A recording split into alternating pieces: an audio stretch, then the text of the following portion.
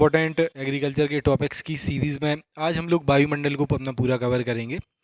वायुमंडल, उसके साथ साथ अपने वायुमंडल के जो विभिन्न स्तर हैं। देखो क्या है कि एग्रीकल्चर में लगातार यहाँ से आपका क्वेश्चन बनता है, ठीक है। चाहे आपके जो विभिन्न स्तर हैं, क्षोभ मंडल, समताप मंडल, उसके बाद मीजोस्फीयर, उसके बाद आपका, ठीक है, बहिर्मंडल जो आपका है, ठीक है।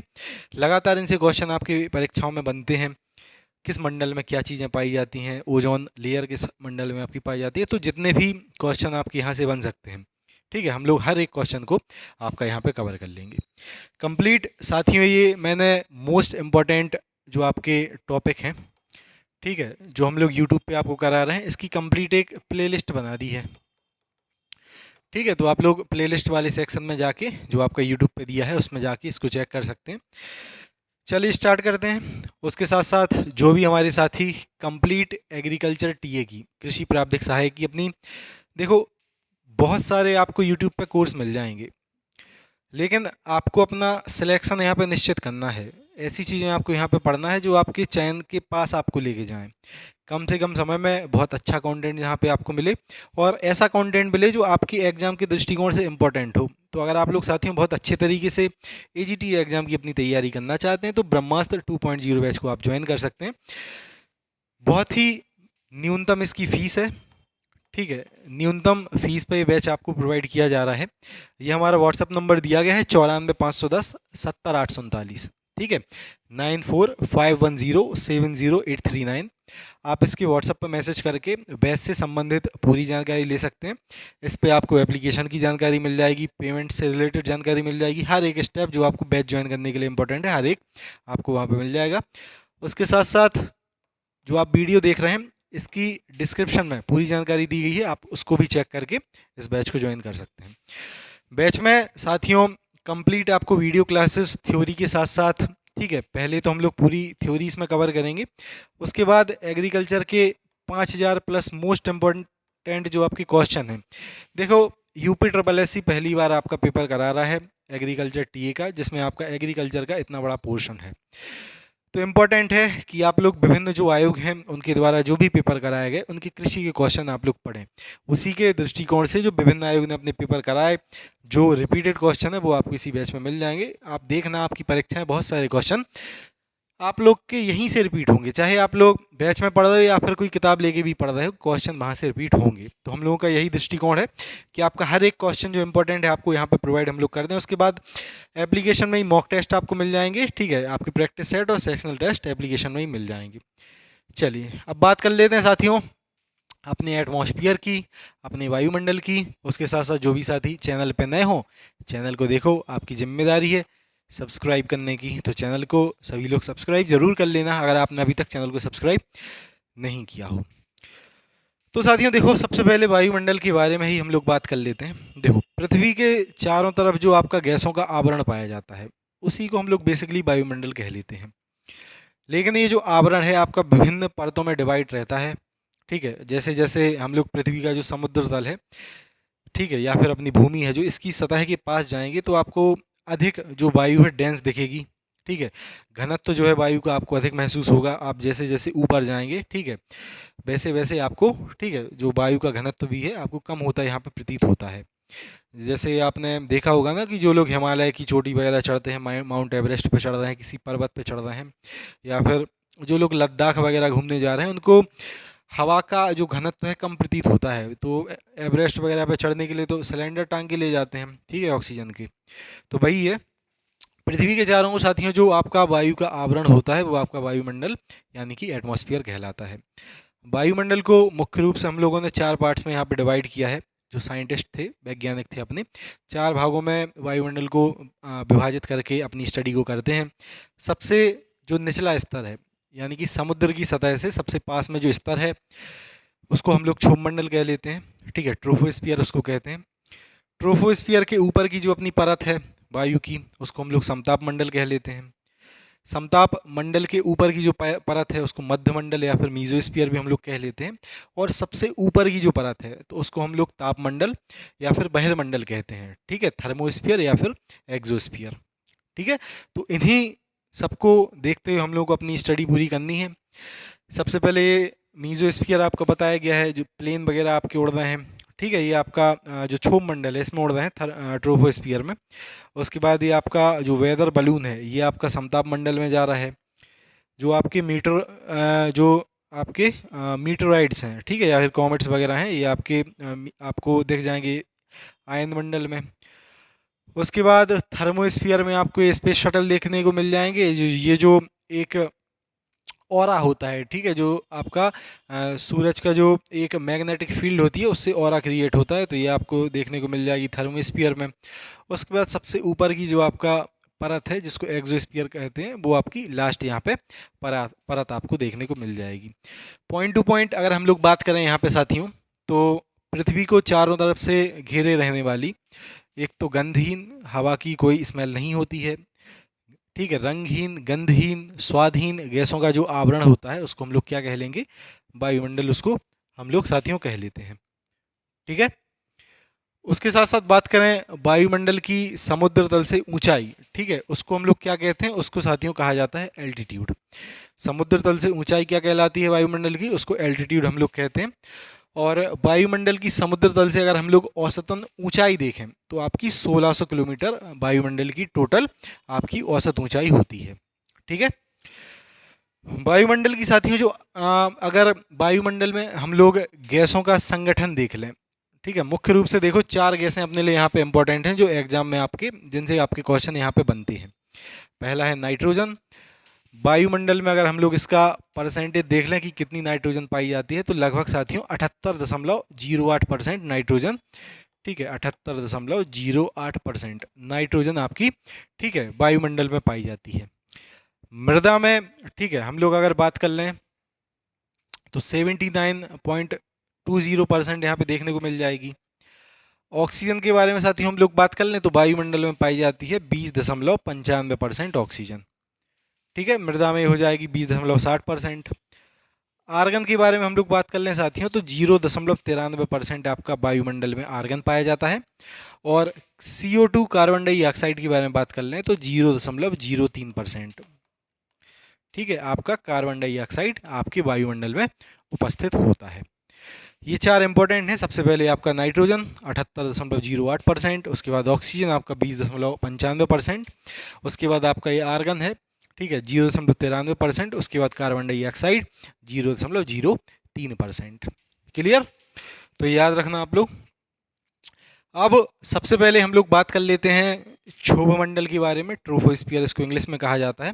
तो देखो वायुमंडल की सबसे जो निचली परत है जो अपनी भूमि या फिर समुद्र तल के पास रहती है उसको हम लोग क्षोभ मंडल कहते हैं। जितनी भी मौसम की घटनाएं अपनी होती हैं, पानी गिरता है, बादल आपको देखने को मिलते हैं, सारी क्षोभ मंडल में अपनी होती हैं।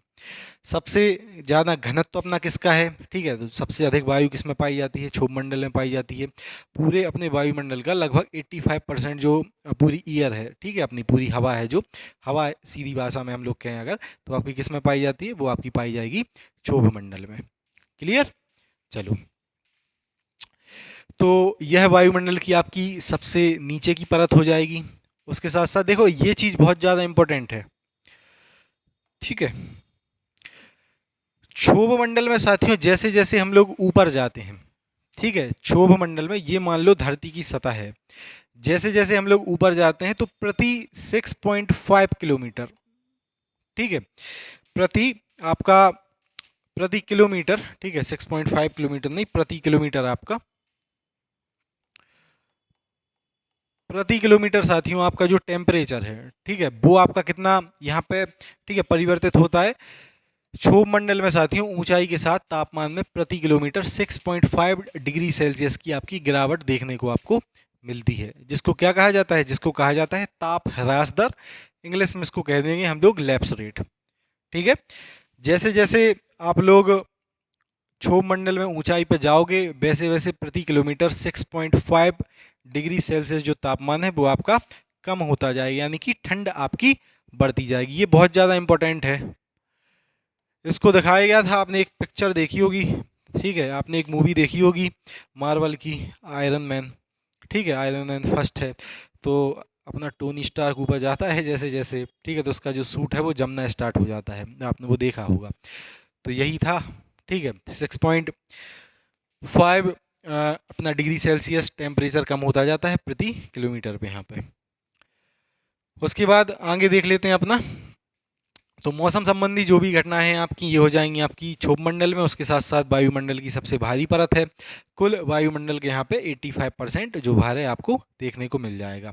और इसकी समुद्र तल से अगर औसत ऊंचाई के बारे में बात करें तो 8 से लेके 18 किलोमीटर के बीच का ये जो एरिया है, यानी कि समुद्र तल तो है ही, 8 से लेके 18 तक का हम लोग मानते हैं, यानी कि 0 से लेकर 18 भी कह सकते हैं कि जो एरिया है वो किसका है, अपना क्षोभमंडल का है।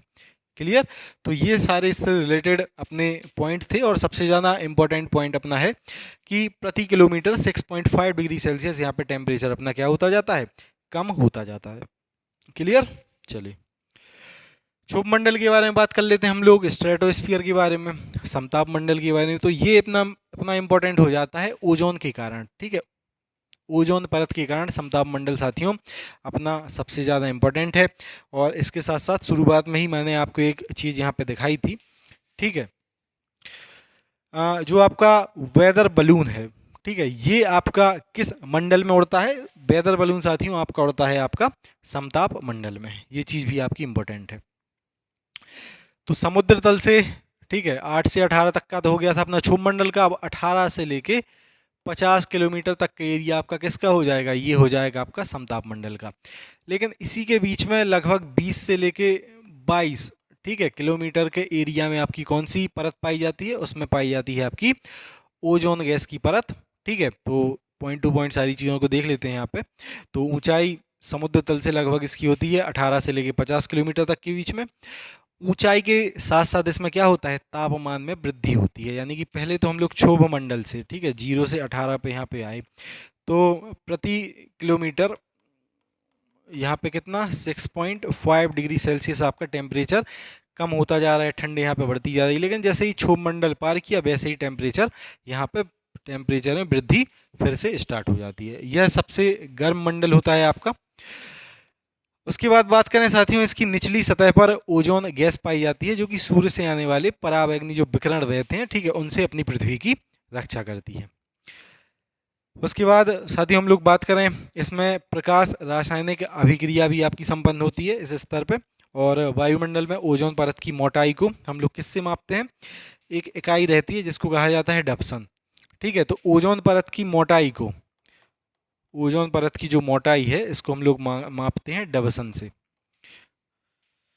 ओजोन परत का साथियों क्षरण सबसे अधिक किससे होता है? तो ओजोन परत का सबसे अधिक क्षरण आपका होता है CFC यानी कि क्लोरोफ्लोरोकार्बन से। तो इसमें सबसे ज़्यादा इंपॉर्टेंट आपके पॉइंट यही हो गए कि एक तो ओजोन परत इसमें पाई जाती है कितने किलोमीटर पे? 20 से लेके 22 किलोमीटर पे आपकी, ठीक है, समुद्र सतह से ऊपर के बारे में बात कर रहा हूँ मैं।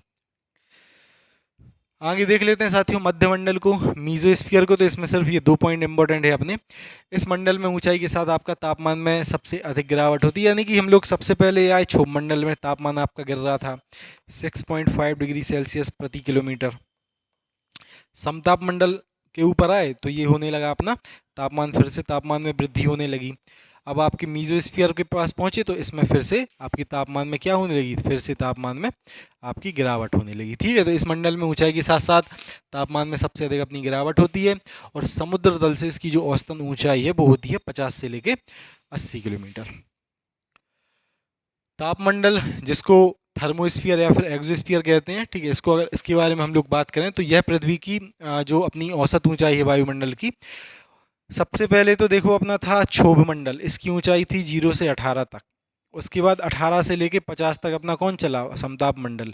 50 से लेके 80 तक आपका चला मीजोस्फीयर, और 80 से लेके फिर 1600 तक, ठीक है, आपका कौन चलेगा? आपका चलेगा तापमंडल, इसको ही हम लोग एक्सोस्फीयर कहते हैं। ठीक है, चलिए तो साथियों यह पृथ्वी की सतह से औसतन 80 से लेके जो 1600 किलोमीटर आपकी जो औसत ऊंचाई है उस तक ये पाया जाता है। इसमें ऊंचाई के साथ साथ तापमान फिर से बढ़ने लगता है। ठीक है, अपना मध्यमंडल में क्या हो रहा था? मध्यमंडल में अपना तापमान में गिरावट हो रही थी, लेकिन जैसे ही हम लोग पहुंचे आपकी थर्मोस्फीयर में फिर से तापमान में वृद्धि होने लगी, गर्मी फिर से बढ़ने लगी। इसे आयन मंडल भी कहा जाता है क्योंकि इसमें रेडियो विकिरण जो पाए जाते हैं, ठीक है, जिससे संचार प्रणाली संचालित होती है। अगर आपसे पूछा जाए आयन मंडल कहाँ पाया जाता है, ठीक है, तो इसको ही हम लोग आयन मंडल भी कह सकते हैं, जो अपना ताप मंडल है, इसको ही हम लोग आयन मंडल भी अपना कह सकते हैं। सिग्नल वगैरह जो अपने आते हैं ना, इसी मंडल में अपने हो जाएंगे। तो ये 4 मंडल जो अपने थे वायुमंडल से रिलेटेड, ये हम लोगों ने पूरे अपने कवर कर लिए। इसमें सबसे ज़्यादा इंपॉर्टेंट पॉइंट आपका यही वाला है, प्रति किलोमीटर 6.5 डिग्री सेल्सियस टेम्परेचर कम किस में होता है, आपका क्षोभ मंडल में होता है। ये आपका वायुमंडल से रिलेटेड सबसे इंपॉर्टेंट पॉइंट है। एक और आपका ये जो ओजोन की मोटाई मापने की इकाई कौन सी है, डप्सन, और 20 से लेके 22 किलोमीटर समुद्र सतह से, ठीक है, ओजोन परत अपनी पाई जाती है। ओजोन की सबसे अधिक हानि किससे होती है, ये होती है आपकी CFC यानी कि क्लोरोफ्लोरोकार्बन से। ठीक है, तो साथियों ये थे अपने मोस्ट इंपॉर्टेंट पॉइंट। मैं आशा करता हूँ आपको सारे ये जो पॉइंट ही समझ में आ गए होंगे। वायुमंडल से इतने ही क्वेश्चन आपको याद करना था, सारे क्वेश्चन आपके यहाँ पे कवर हो गए हैं। चलिए मिलते हैं साथियों अगली क्लास में फिर। जो भी साथी इस बैच को अभी तक जिनने ज्वाइन नहीं किया है, ज्वाइन कर लो। हर एक कंटेंट जो आपके एग्जाम की दृष्टिकोण से इंपॉर्टेंट है, यहाँ आपको देखने को मिल जाएगा।